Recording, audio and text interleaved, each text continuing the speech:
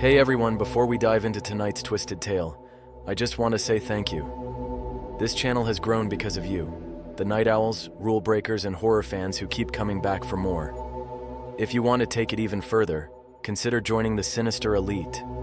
It helps me tremendously to keep the stories coming, and you'll unlock exclusive emojis and members-only perks along the way. And if you're looking for horror that goes beyond strange rules, check out my new channel, Sinister Shadows. It's where the darker, weirder stuff lives. The link's in the description. Make sure you're subscribed to both channels, drop a like, and if you're brave enough, join the Sinister Elite. Now, on to tonight's story. Just remember, follow the rules, or end up in the story.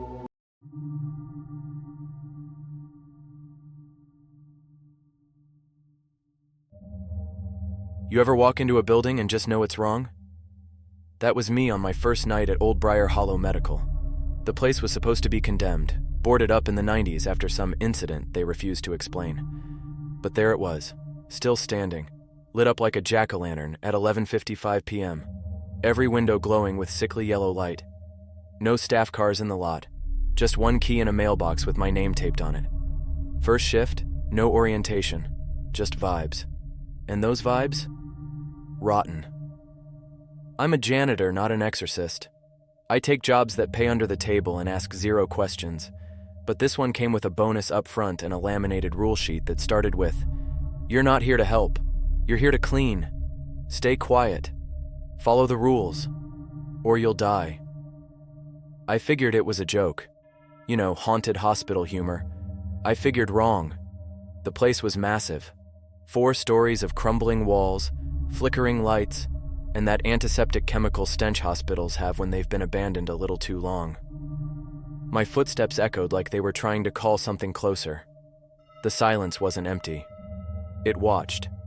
At the front desk, a plastic binder was waiting. Nightly cleaning protocol. Under that, rule number 1, finish by 3:33 a.m., not 3:34. Don't test it. Rule number 2 said to never enter room 2B. Rule number 3, if you hear humming, leave that wing. There were more, but I stopped reading. I figured someone was screwing with me. I got to work. The first few rooms were fine. Dusty, smelled like mildew and iodine, the kind of place where everything's too still. I swept, I sprayed, no big deal. Except room 101 had a patient. I swear I wasn't hallucinating. Lying on the bed was something huge, under a stained sheet. Not moving, not breathing, just existing. A name tag on the door said B. Wretch. No vitals machine, no nurses. But the floor around the bed was soaked in black fluid. I had to mop around it. I didn't lift the sheet. Call me a coward, but I don't mess with whatever sleeps in an abandoned hospital under a wet sheet and a name like Wretch. As I wheeled my cart past room 2B, I caught movement. Not from inside, from the door itself. The handle twitched, like someone behind it was breathing real heavy. Rule number 2 flashed in my head. I walked faster. You ever notice how some doors seem to breathe? You don't see them move, but you feel them inhale. That's how room 2B was. I swear I heard my own name whispered as I passed it. I tried to call my supervisor, straight to voicemail. I left a message that was mostly me whispering, "Nope, nope, nope," and wheeling away as fast as my squeaky cart would go. Around 1:10 a.m., the lights went out. All of them. One sharp click, and then blackness. I froze. That's when I heard the humming. It was faint, like someone humming a lullaby down a hallway that wasn't there a second ago. Childlike. Off-key. Getting closer. The rule came back. If you hear humming, leave that wing. I turned and bolted. I didn't care if I left footprints or missed a mop spot. I didn't even care that I left my cart behind. I ran past the elevators, which lit up and dinged, even though there was no power, and found a stairwell with a glowing green exit sign.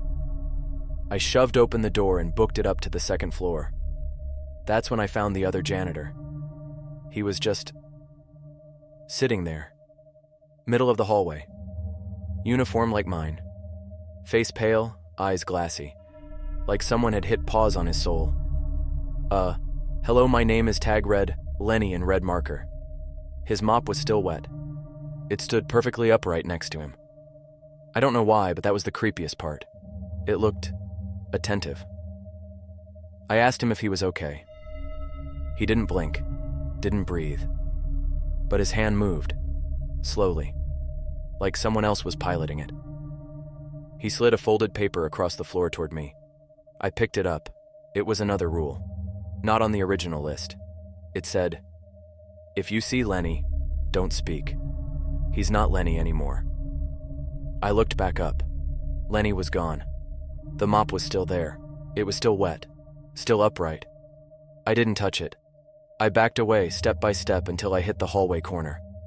Behind me, a light flickered on, and someone, or something, whispered, "Room 2B is open now."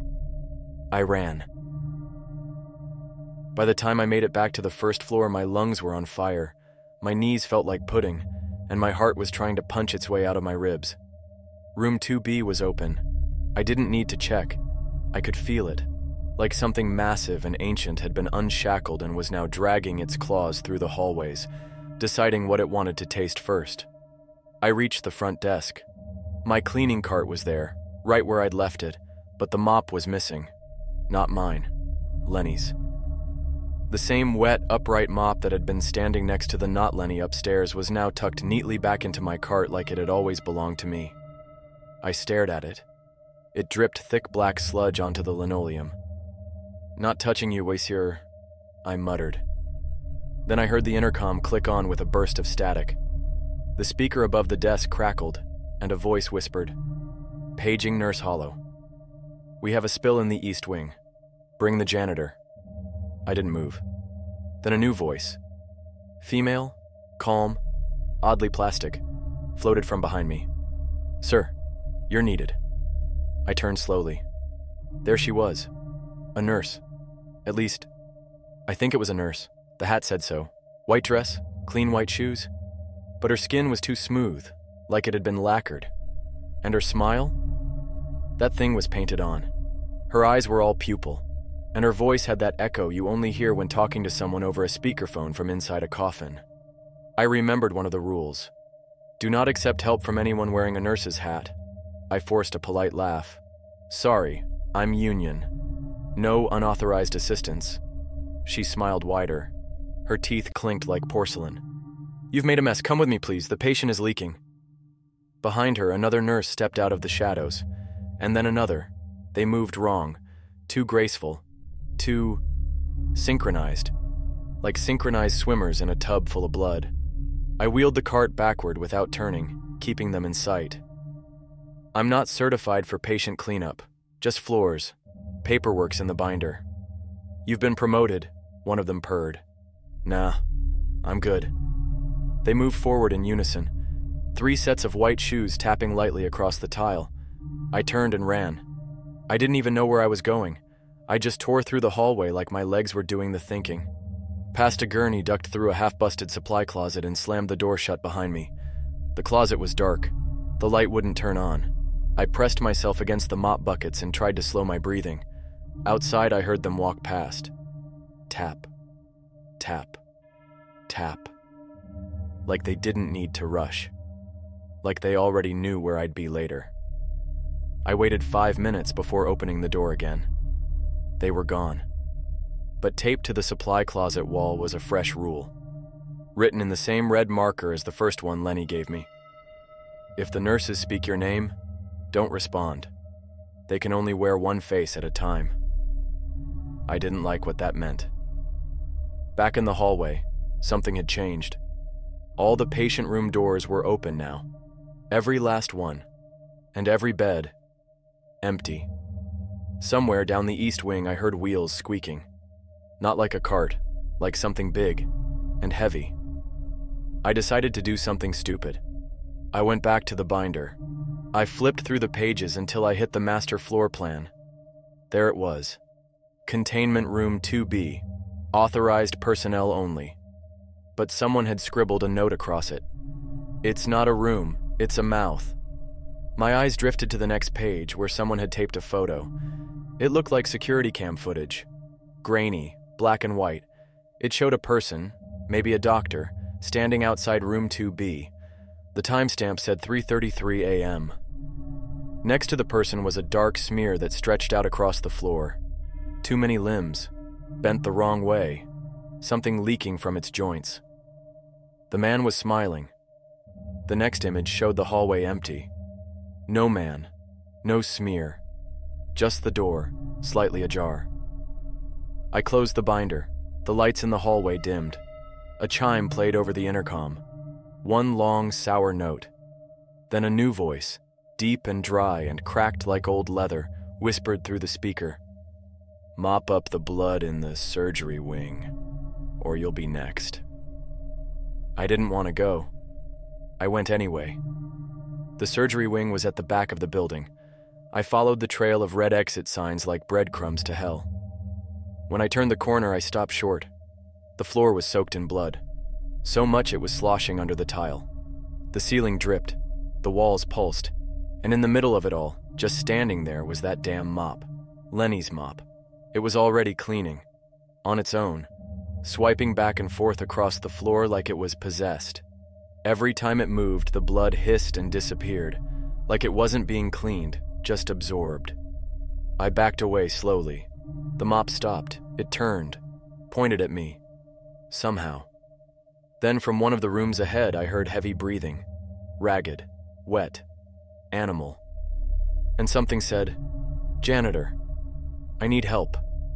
I turned to run, but behind me the nurse was waiting. Only it wasn't a nurse anymore. It was wearing my face. I did what any rational man would do when he sees a porcelain-faced nurse wearing his own face like a Halloween mask. I threw the mop bucket at it and screamed. The bucket hit the wall. The mop didn't move, but the nurse grinned. My grin. "Not bad," it said in my voice. "But we already cleaned this version of you." I ran. Down the hall, through a set of swinging doors marked radiology, past flickering X-ray monitors and those skeleton charts that somehow seemed to twitch in the corners of my vision. I ducked into an old break room, slammed the door shut and braced a chair against it. I was done. Screw the rules. Screw the binder. Let the monsters mop their own damn blood. But when I turned around, I saw the vending machine. Lit up. Stocked. Still humming. A sticky note was stuck to the glass. Take only one. Choose wisely. Behind the glass were rows of snacks, and not just regular ones. Bag of teeth labeled crunchy white cheddar, box of hemoglobin gummies, and a can of something called black cola, soul-infused. I squinted and spotted one single bag of plain potato chips. I hit B3. It got stuck. Of course it did. I slapped the side like my life depended on it, because maybe it did. And finally the bag dropped. The second it hit the tray, the intercom buzzed. "Correct choice. You may proceed." The break room door creaked. I peeked out. The hallway was empty. I stepped back into the hall, heart racing, and nearly tripped over a new sign taped to the floor in red duct tape. It said, "Delivery to room 109. Don't be late." A covered tray sat next to it, silver dome on top, steam rising from underneath. No explanation, no instructions. I picked it up. The tray was warm. Whatever was under the lid smelled wrong, like burnt sugar and old meat. I wasn't about to open it. Room 109 was down the west wing past pediatrics. The lights flickered as I walked. A door slammed shut behind me. At least 5 gurneys lined the hallway, all turned toward the wall. I ignored them. Room 109 had no name tag, just a smeared handprint across the glass window. I knocked. The door opened on its own.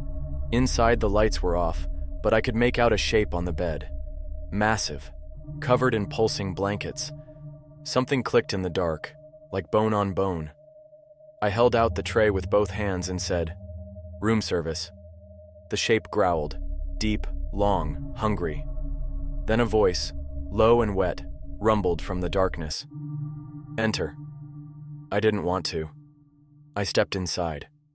The door slammed behind me. The thing in the bed didn't move. But something else in the corner did. A tall silhouette, 7 feet at least, wearing a stained surgeon's coat and a cracked face shield. It raised one long finger and pointed at a metal table. I placed the tray down and backed away slowly. The thing in the bed sniffed. "Wrong temperature," it hissed. My chest tightened. "Sorry," I muttered. "I don't do reheats." The room shook with a low growl. The tray melted. Silver liquefied into the table like it was being digested by the air. The food sizzled and vanished, and then the voice whispered, "Acceptable." A new sticky note appeared on the wall. I swear it wasn't there before. "Return to the lobby. The floors are bleeding." I didn't wait to be asked twice. When I made it back, the lobby looked like it had been hit by a slaughterhouse tornado. Blood poured from the ceiling vents. The walls were peeling, like sunburnt skin. The front desk? Gone. Replaced by what looked like a pulsing growth of flesh wrapped in telephone wires. And in the middle of it all, dragging itself across the floor, was a new patient. Its legs were missing. Its arms were too long. Its head twisted like it couldn't decide which way was up. It left behind a streak of black ooze as it crawled toward room 2B, which was now wide open. The air around it pulsed like heat off asphalt. I grabbed the binder. A new rule was added. If room 2B opens, do not look inside. Even reflections count. I turned away, covered every reflective surface I could with rags, monitors, windows, even my badge. Then I heard something slither. Behind me, the mop moved. It rolled on its own across the floor, smearing the black trail left by the patient, absorbing it, cleaning. The mop paused at room 2B. It waited, like it was guarding it. I didn't ask questions. I went to the nearest corner, curled up beside a vending machine, and told myself if I could just make it to 333, I'd be okay. Then the intercom crackled again. This time, it said, "Final round begins.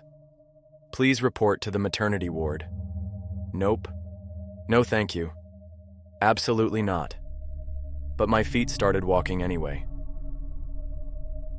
I didn't want to go to the maternity ward, not just because the idea of monster babies makes my stomach turn, but because of what I remembered from the rules, buried in the back of the binder in tiny, half-scribbled handwriting. If you hear a baby cry from the maternity ward, it's already too late. But I hadn't heard crying yet, just my own sanity trying to claw its way out through my ears. The hallway to the ward was long, lined with flickering murals of pastel animals. A purple giraffe with too many necks, a teddy bear whose eyes followed me, a duck wearing a surgical mask and holding a scalpel. Comforting. Outside the maternity double doors, someone had spray painted across the glass. "They're still born, but never dead." Charming. The doors hissed open like they were exhaling something they'd been holding for years. Inside was darkness, no power, no emergency lights, just the sound of soft breathing. Not mine. Multiple sets. The air was humid in a way it shouldn't have been, warm and thick like the inside of a mouth. The tiles squished under my shoes like they'd grown soft. I held up my phone light and swept it around. Rows of incubators, some empty, some fogged over. One had claw marks on the inside of the glass. I passed a wall full of baby photos, except the babies weren't human. One had fangs, one had wings, one had no face at all. I was about to turn and leave when I saw a new sticky note on the bassinet nearest me. "You forgot to feed them." What? I don't even have kids. I can barely remember to feed myself. Then I heard it, a sharp, high-pitched wail. One baby, then 2, then 10. Every incubator erupted into screaming. Except it wasn't normal crying. It was layered. Too many voices, like a chorus of small things trying to scream in harmony. The walls started pulsing again. The ceiling tiles bled breast milk. The overhead speaker, which hadn't worked all night, groaned to life and played a twisted version of Rockabye Baby in slow motion. I backed away. One of the incubators shook. The lid popped open. A gray, shriveled hand reached out. It gripped the side and began pulling something wet and steaming into the air. I ran. Down the hallway, past the mural with the duck, which now had blood on its mask. Through the doors. Into another hallway I swear wasn't there before. This one was painted solid white. Too clean. Too quiet. Then came the intercom again. Cleanup required in the Hall of Forgotten Deliveries. I kept walking. This hallway felt endless, like it looped or stretched each time I blinked. Every door was numbered 000. No handles, just keyholes that oozed black tar.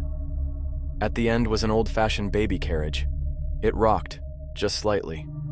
A note on the handle said, "Whatever you do, don't look under the blanket." I stood there frozen, breathing hard, the sound of wailing still echoing behind me. The carriage stopped rocking. Silence. Then the mop rolled up beside me. It had followed me again, still dripping, still moving on its own. It bumped the carriage, once, twice. The carriage hissed and rolled backward on its own, disappearing into a wall that hadn't been there a second ago.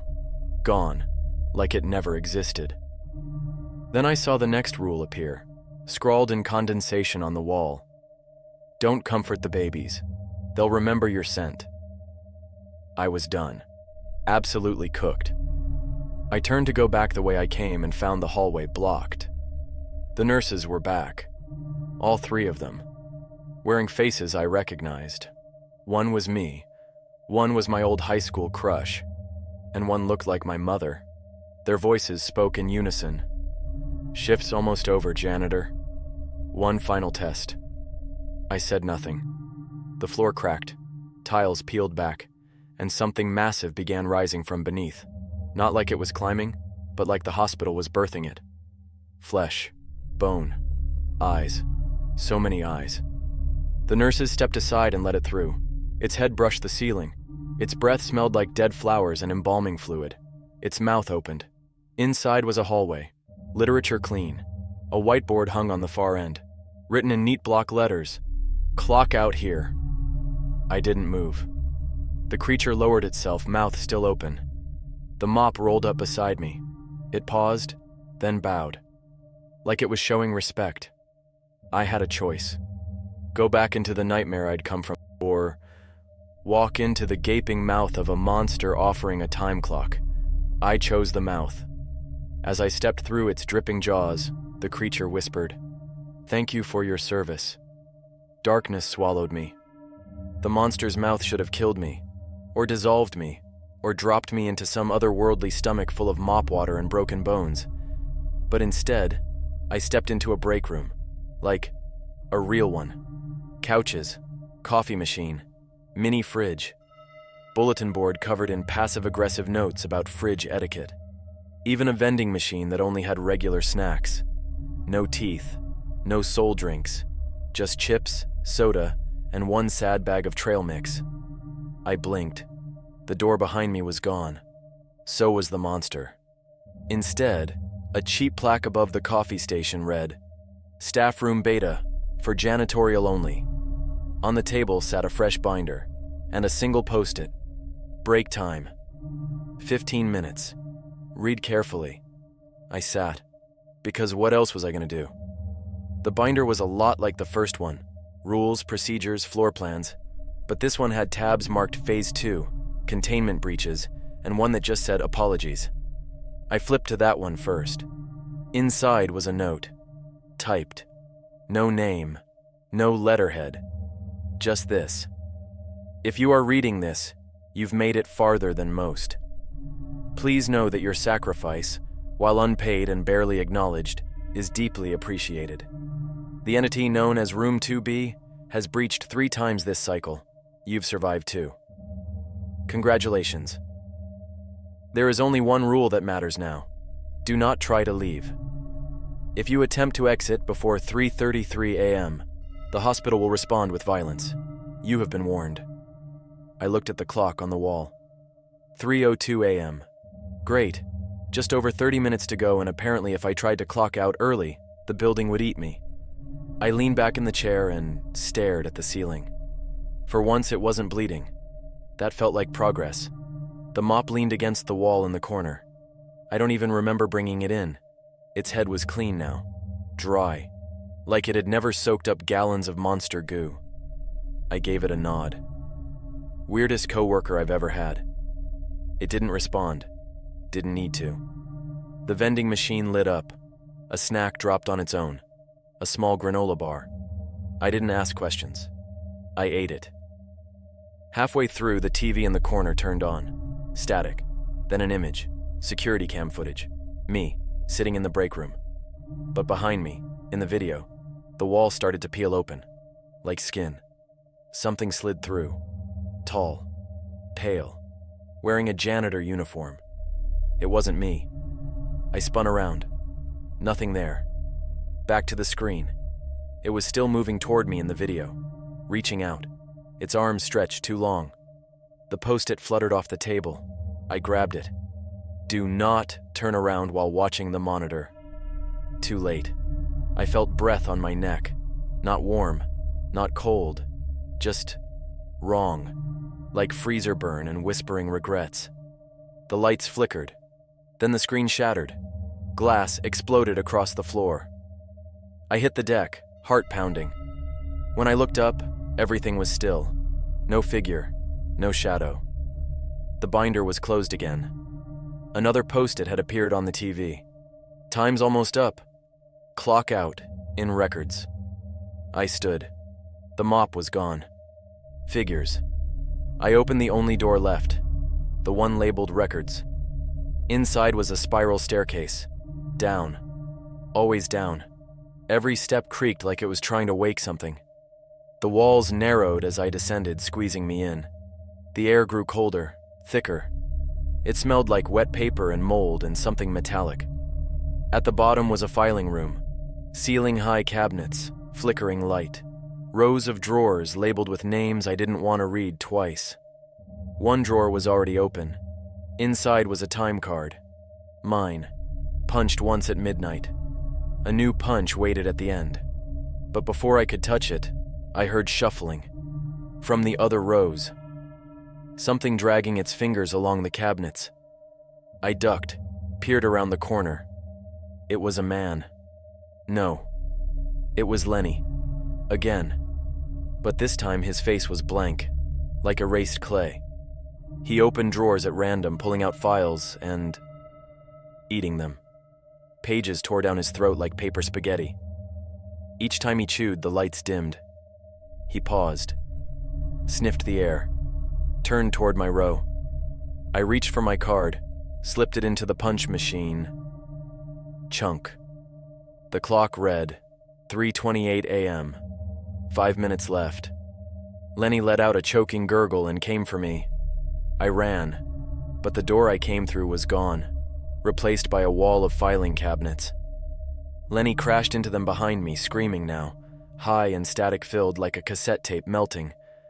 I ducked behind a rolling ladder and flung a drawer open. Inside was a rule book.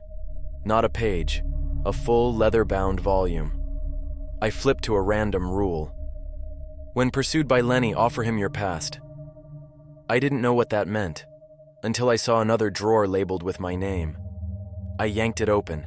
Inside were photos, pages from my life, high school ID, old pay stubs, a birthday card from my mom.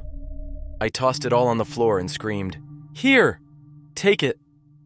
Lenny stopped, dropped to his knees, and began shoveling the pieces into his mouth. I didn't wait. I found a hidden hallway behind the final cabinet. At the end was a door. Above it, janitorial, final exit. I pushed through and found myself back in the lobby. The lights were on. The blood was gone. The mop stood upright by the front door. The clock read 3:32 a.m. 1 minute left. I stood beside the mop. It leaned slightly toward the exit. We both waited.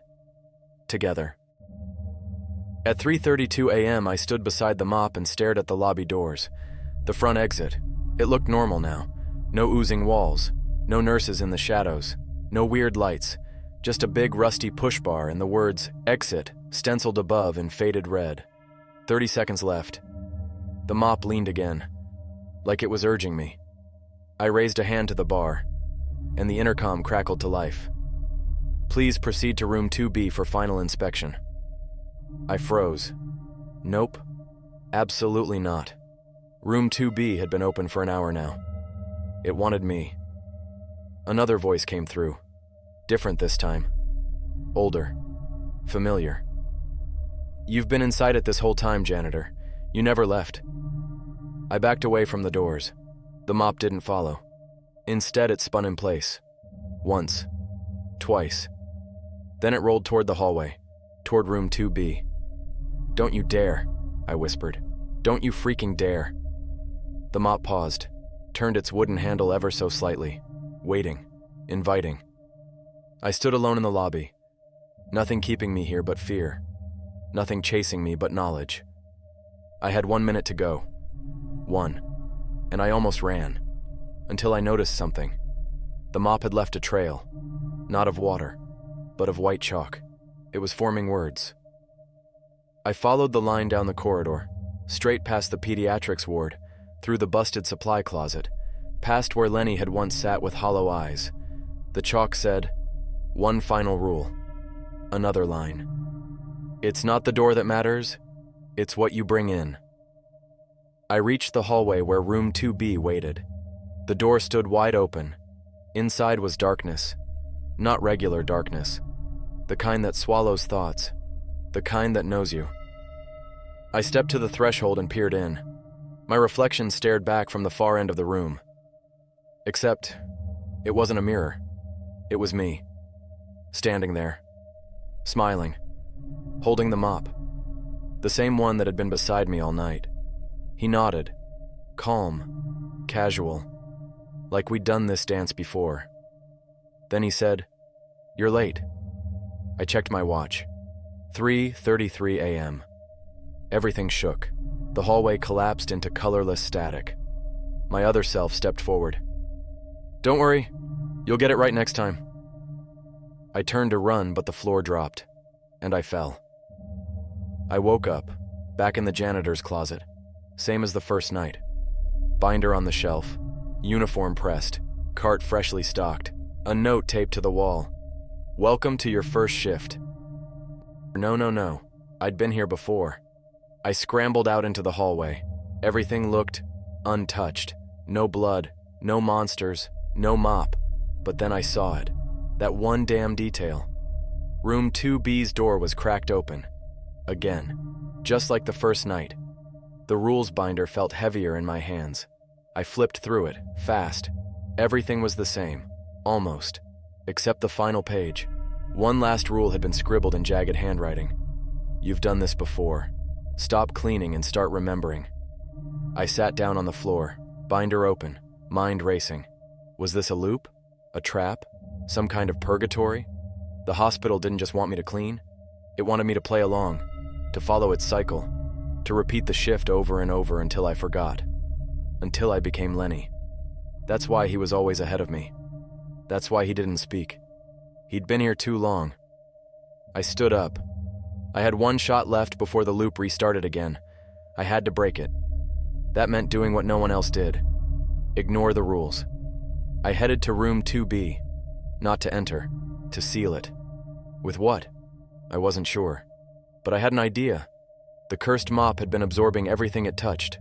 Blood, black ooze, maybe even pieces of time.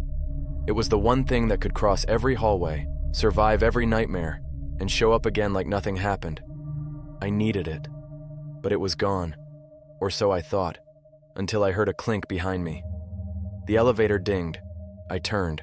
The doors slid open slowly. And there it was, propped up neatly against the wall. Waiting. I stepped inside. The elevator didn't move. It just bled light. A soft hum filled the air. Then the floor shifted, and I was somewhere else entirely. A corridor with no ceiling. Just black sky above, and hundreds of hospital doors lining the walls, suspended in space. Every door had a number, except one. Just a symbol. Infinity I stepped through. Inside was nothing. Then a desk appeared, and the mop stood beside it. Atop the desk, a punch clock, the same one I'd used before. I reached into my pocket, found a time card I didn't remember grabbing. I slid it in. Chunk. 3:33 a.m. Everything paused, even the air. And then I whispered, "I'm done cleaning."